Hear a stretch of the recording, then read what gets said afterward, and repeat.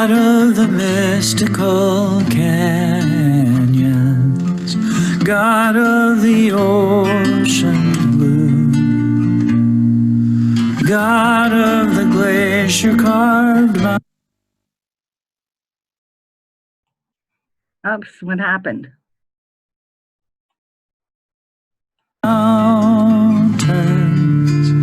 I give myself to you, God of the first redwood forest, God of the seedling new, God of the wildflower meadow, I give myself to you. Yours is a higher power, yours is a greater plan. Finally I surrender into your loving hand, God of the sun's endless fire, God of the gleaming moon, God of our earthly oasis, I give myself to you. Yours is a higher power, yours is a greater plan. Finally I surrender into your loving hands, God of this heartbeat within me, God of this gift of life, God of no end or beginning, I am yours and you are mine. I am yours and you are mine.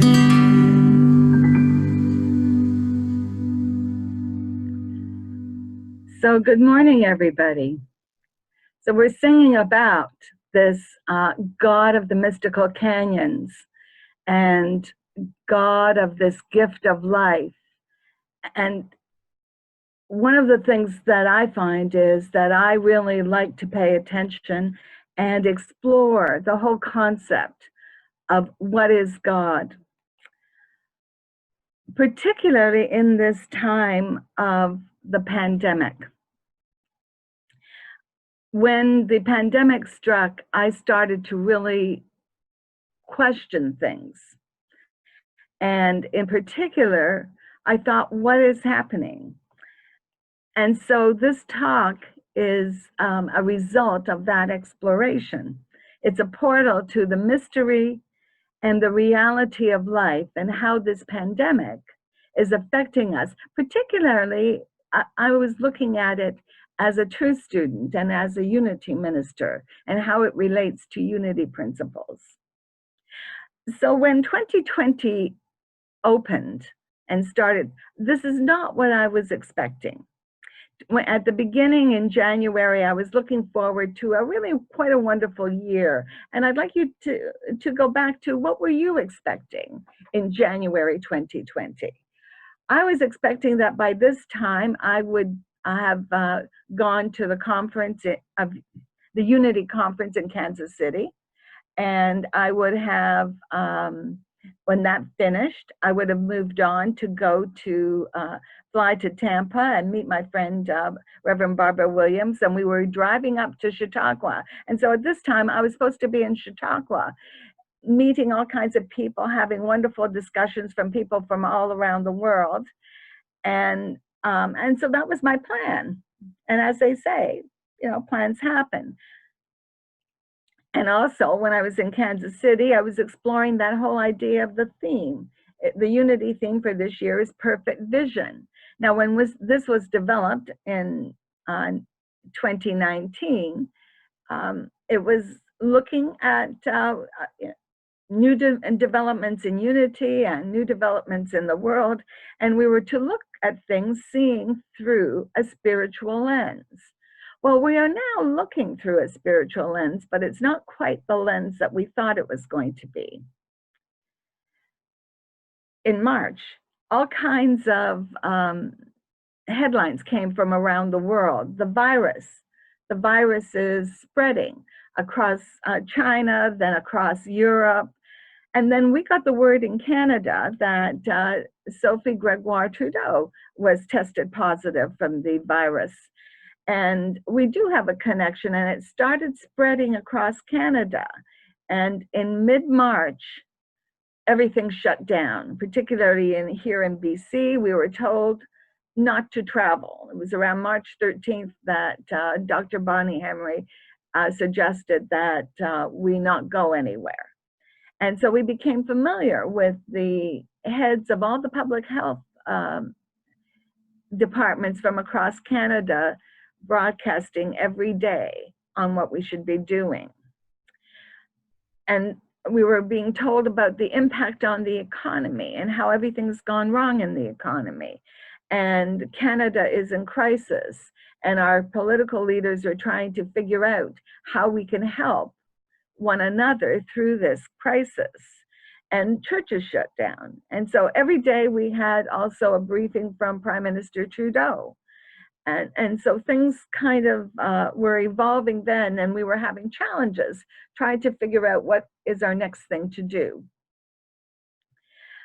On top of everything else, we were being asked to be statisticians.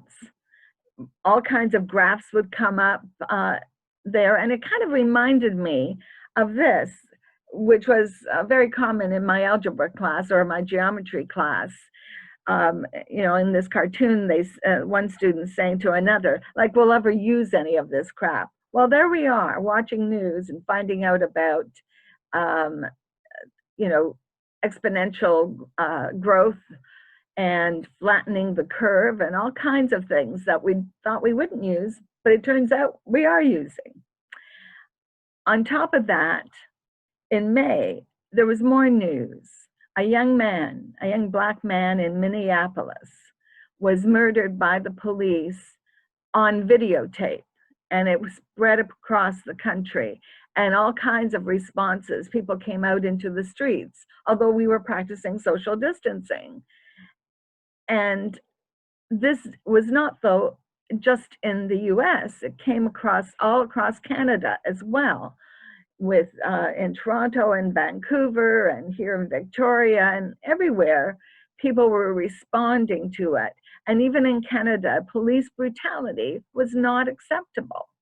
And so this common experience of policing also came up as part of the discussion in the midst of this pandemic. So 2020 is turning not to be at all the way any of us or populations all across the planet, this is not what they were expecting. The virus is changing the world and how we look at it and how we look at our own lives and what we are doing. And we are reacting to it. And as we watch the news, we find some people reacting well to it and others reacting not so well. And so while all of this is going on, I'm in my apartment all by myself, social isolating. I mean, talking to people, but basically on my own, pondering things. And I have questions. Lots of people have questions, but I have questions. Why is this happening? What is going on? And to some extent, I'm feeling really disconnected. Here I am, a Unity minister, but I'm really pondering, like, how does this fit in with the teachings? Did I attract this? Well, I don't think I attracted it for the whole planet. Did I think about it? I don't recall thinking about viruses and creating this thing. So there's an interactive thing happening, that we live our lives and stuff happens outside and we get to respond to it. But part of that pondering in my own apartment, I started to explore the ideas. And one of the concepts I came across was this derealization. And it's something that you may have experienced in this time. I certainly related to this. It began to experience what I was feeling. The symptoms include distorted perception of time, space, size of things around you. Sometimes I found I couldn't figure out which day it was. Feeling unreality from the world around you. I just couldn't believe that this was happening and that this was happening across the planet. And sometimes I couldn't believe the response to it. And feeling as if everything is foggy, fuzzy, or warped, and a sense of being disconnected from those around us. Well, of course, we were disconnected. A lot of us are social distancing and trying to figure out how we can come back, can be together, but we were in a bubble. And thoughts of going crazy or being very ill. There were moments, when I coughed, oh, is this the virus? And so there's a heightened sense of unreality. Well, I wanted to know what this was. And Matthew tells us, ask and it will be given to you. Seek and you will find. Knock and the door shall be open to you. So I'm asking these questions. What are some of the answers? Well, Charles Fillmore says, spiritual understanding is the ability of the mind to appreciate and realize the laws of thought and the relation of ideas one to another. So if you can ask the questions and figure out how the laws work, you will be led to the answers. And one of the people that I kind of go to sometimes is Albert Einstein. As a young student, as a child, I was fascinated by physics. I wanted to know how the universe worked. And so Albert Einstein was important. But I also found out he was a bit of a philosopher and had a belief in God. When I was young, at some point, I really became an atheist. And so as I came across this quote of Albert Einstein, he goes and says, the Lord God is subtle, but malicious he is not. Well, as I pondered that quote, which I came across again at this time, I thought, well, I don't know about that. Is that true? This virus is particularly vicious in many ways and malicious, and people are suffering.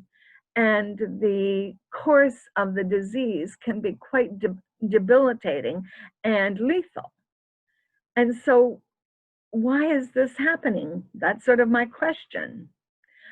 Well, one of the concepts that has come through on television and other places is that we're in a kind of chaos. Chaos is happening. Now, chaos, interestingly enough, came first in the Greek god pantheon. First came chaos, and then the other gods came from that. So creation comes out of chaos. And we are told that I have a great belief in the fact that wherever there is chaos, it creates wonderful thinking. I consider chaos a gift. And I thought to myself, well, how is chaos a gift? But if you look at what's happening, there's a lot of creative thinking going on. Michelle Casso tells us, chaos is the source of creation. It proves the ground of intuition. It plows the ground of intuition. Without chaos, nothing will grow. So it is out of the chaos that things emerge. Elizabeth Colbert is another writer that I came across, and I started to reread her book, The Sixth Extinction. With all this stuff going on with the coronavirus, I remembered the book and started to reread it. And what she talks about is that throughout the evolution of this planet, there were 5 great extinctions. In other words, life, once the planet formed, life formed on it, spread across the planet, and then a great catastrophe happened, and 90% of that life was wiped out. But from the 10%, it reemerged, and many mutations later and many life forms later, it spread again across the planet.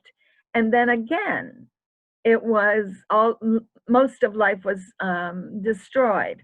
And this happened 5 times. The last time it was the age of dinosaurs. Dinosaurs and these big creatures had spread all across the planet. And then a cataclysmic event happened, which was the asteroid, and life was wiped out as the planet knew it at that time. And then again, it reemerged, and it became the age of mammals, and in particular, in recent years, the age of Homo sapiens. And what Elizabeth Colbert, as many others, are warning us that we're in this 6th extinction. Many animals, many forms of life, both fauna and flora, are dying off. And the cataclysmic event is human beings. Human beings are causing this 6th extinction. And she is warning us to pay attention. Now, going back to Albert Einstein, he goes and says, I want to know how God created this world. I'm not interested in this or that phenomenon, in the spectrum of this or that element. Well, the truth is he was, because he was a physicist, but he also had a bigger idea. I want to know his thoughts, and the rest are details. And sometimes this is where we want to go. We want to know how God created this world and what God is. Well, for me, God is a mystery.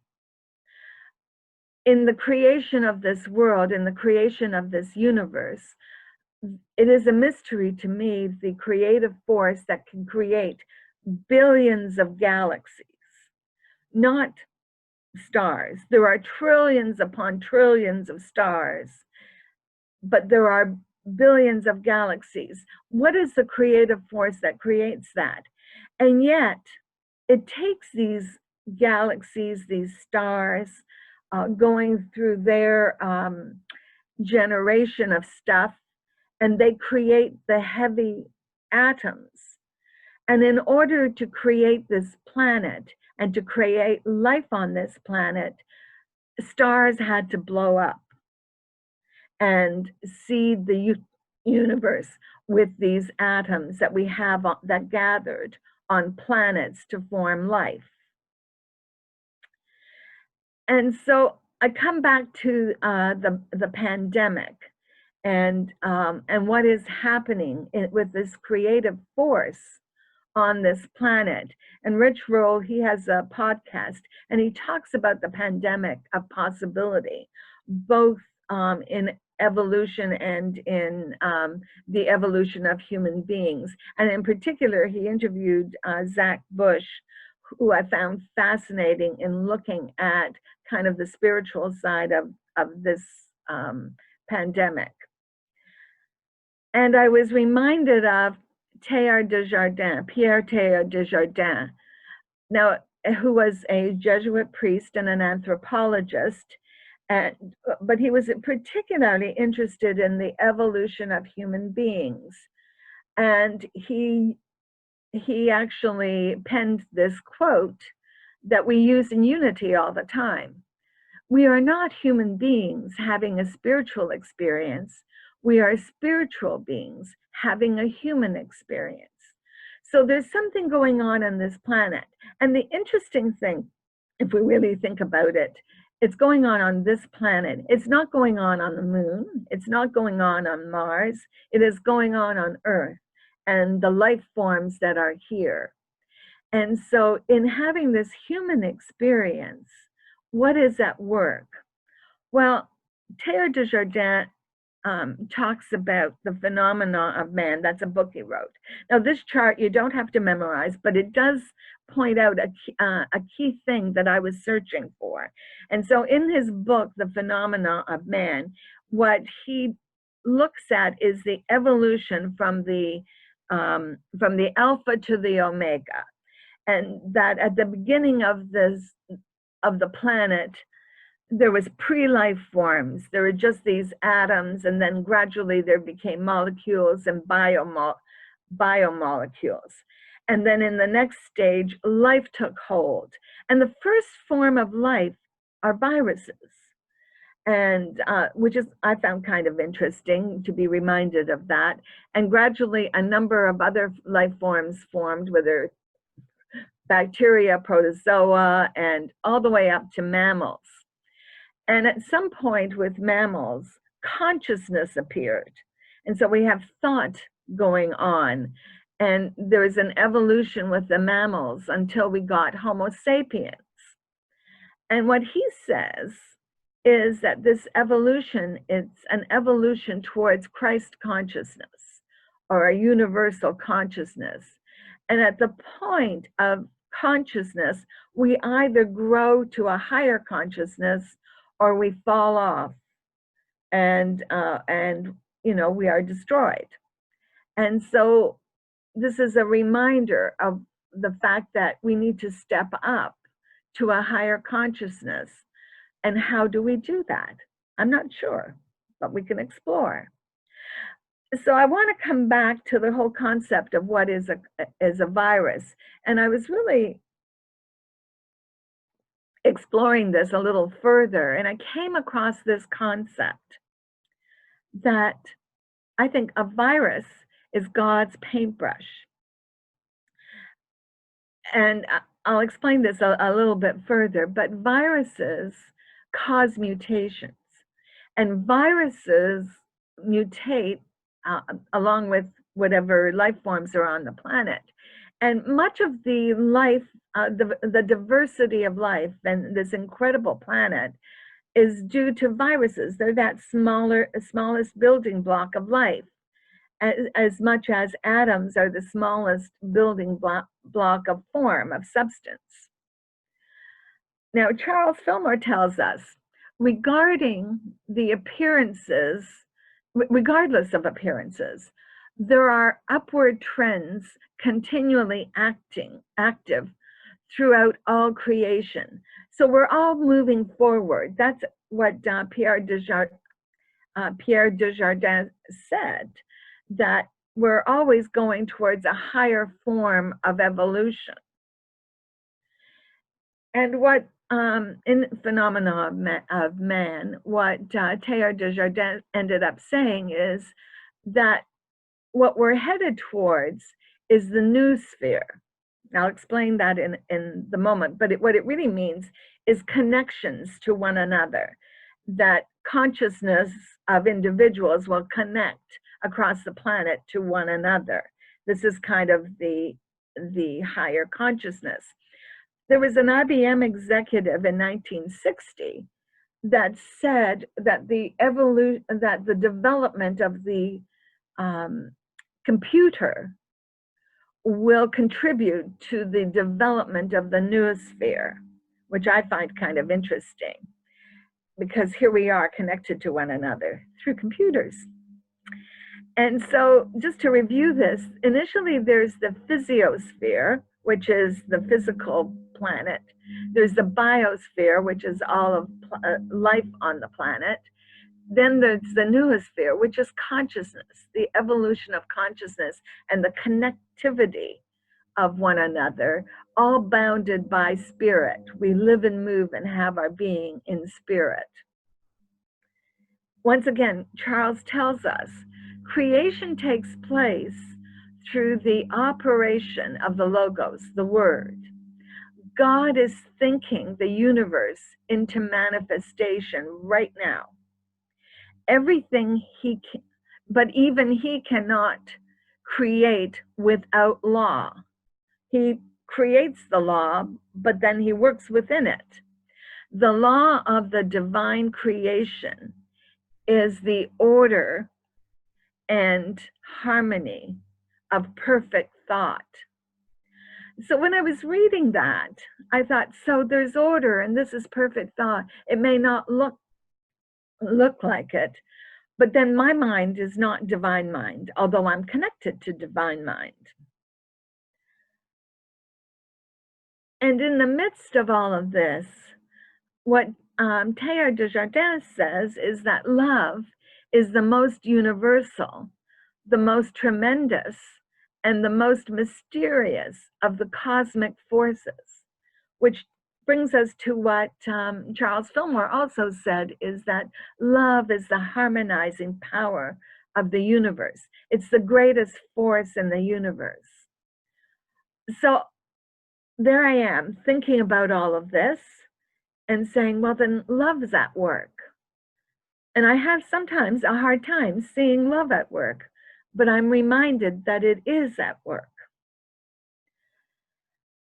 And going on with this thought, in the final analysis, the questions of why bad things happen to good people transmutes itself into something very different. No longer asking why something happened, but asking how we will respond to what we intend to do now that it has happened. So, and a lot of people are talking about this. Well, it's how we respond that counts. And that is true. But before we can respond, sometimes we need to understand what is happening. Myrtle Fillmore tells us that nature is surely the glorified face of God. See the beauty about you and see the manifestation of the infinite mind. Now, she wrote this in the 1800s, or she said this, and of course, we can go outside. We're here in British Columbia. We can see the beauty of the planet, but the virus is also part of the planet, and there has to be some beauty in it and in what it is doing. Sometimes that's a challenge, but it's all part of evolution.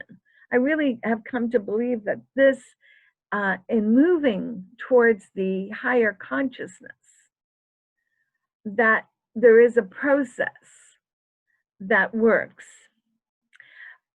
Barbara Marx Hubbard says, small islands of coherence in a sea of chaos can shift the whole system to a higher order. So there are people here and there that give us a sense of coherence, that remind us of truth. I was watching the news this weekend with the death of John Lewis, and there was a small island of coherence when he was young, and he said things have to change. Greta Thunberg also is this small island of creating change.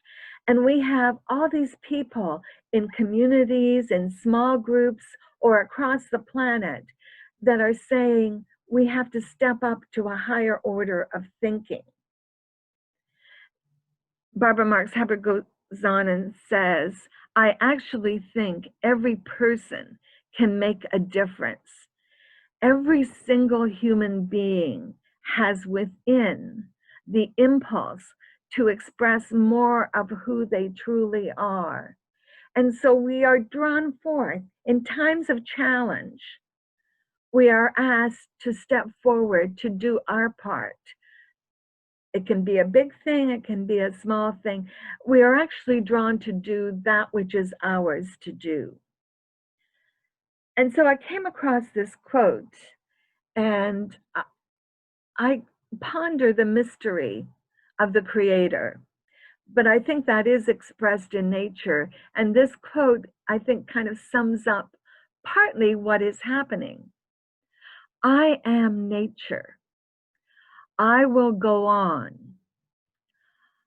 I am prepared to evolve. Are you? This is part of the question that Elizabeth Colbert in The Sixth Extinction is talking about. There will be evolution, there will be change.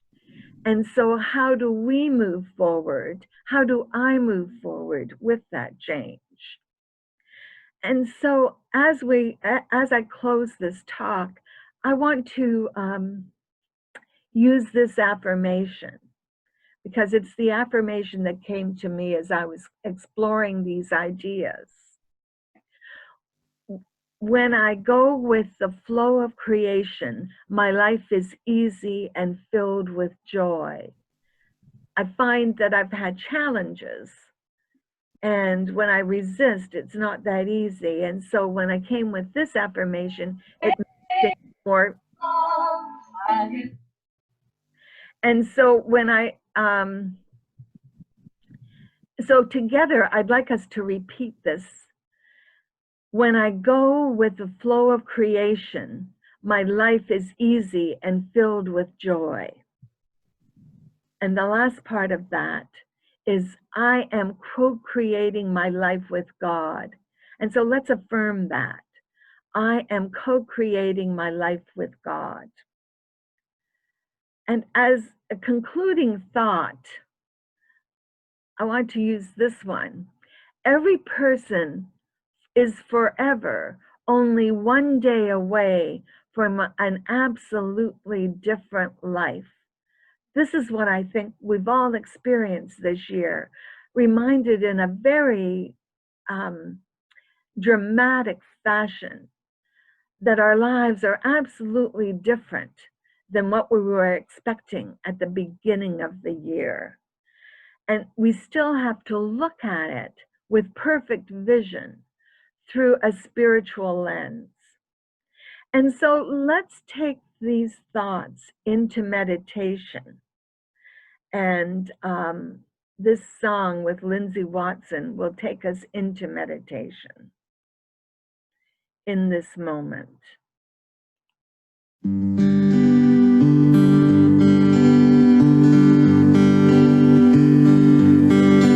Here I am, here and now, in this moment.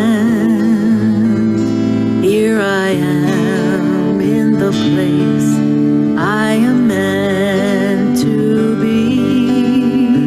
Nothing can hurt me, nothing can shake me. I am free, I am home.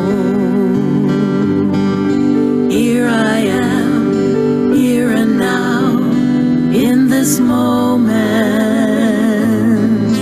Here I am in the place I am meant to be. Nothing can hurt me, nothing can shake me. I am free, I am home. And so take a moment and relax and sit comfortably and take a deep breath. This is the breath of life within you. Close your eyes if you are comfortable. Take the following words as your own, wherever they resonate with your own inner truth. God, the divine spirit that created everything and everyone, is constantly creating. I am an expression of the divine, continuously co-creating my life. As a point of consciousness in spirit, I am open to love, light, and joy. I find joy in life no matter what the circumstances. My nature is love, for my source is God. I am divinely guided in all I do as I listen to the still small voice within. I attract everything I need for fulfillment and happiness. I nurture every phase of my life with respect, integrity, and wisdom. I have a sacred contract with God to fully express all that I can be in the midst of creation unfolding. As my awareness grows, each step I take moves me towards satisfaction and the fulfillment of my life's direction. I listen for guidance in the silence. I open my heart and let Spirit's love flow to me in the silence.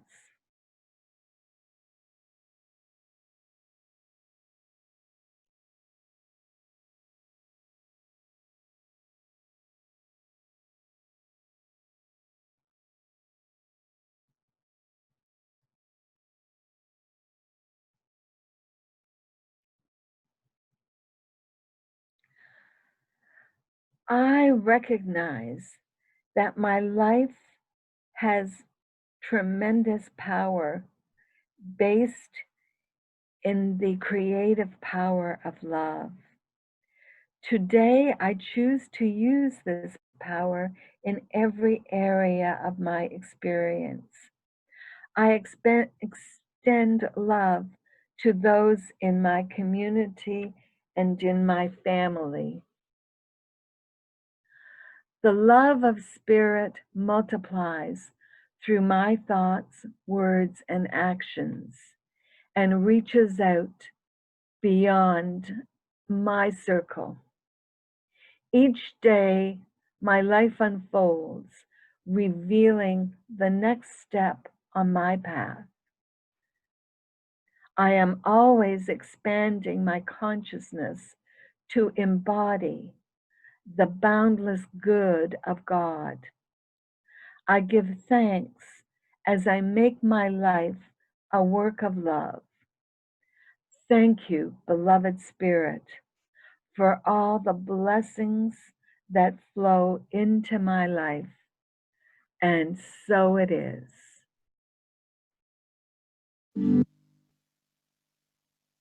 Here I am, here and now, in this moment.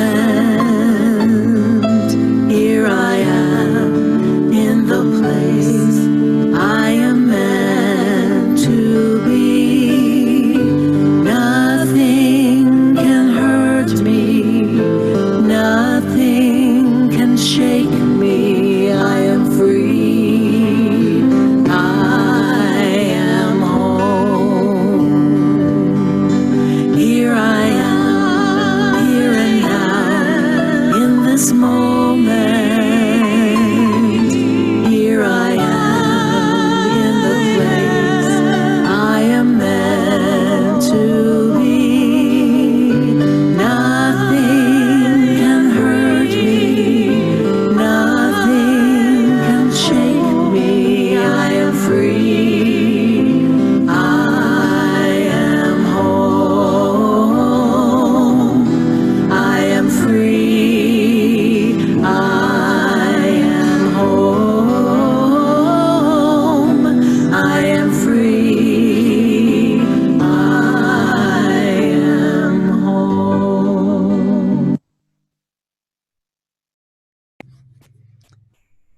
Wow, what a great talk. Thank you so much, Reverend Irene, for your enlightening and reassuring message and for that sublime meditation.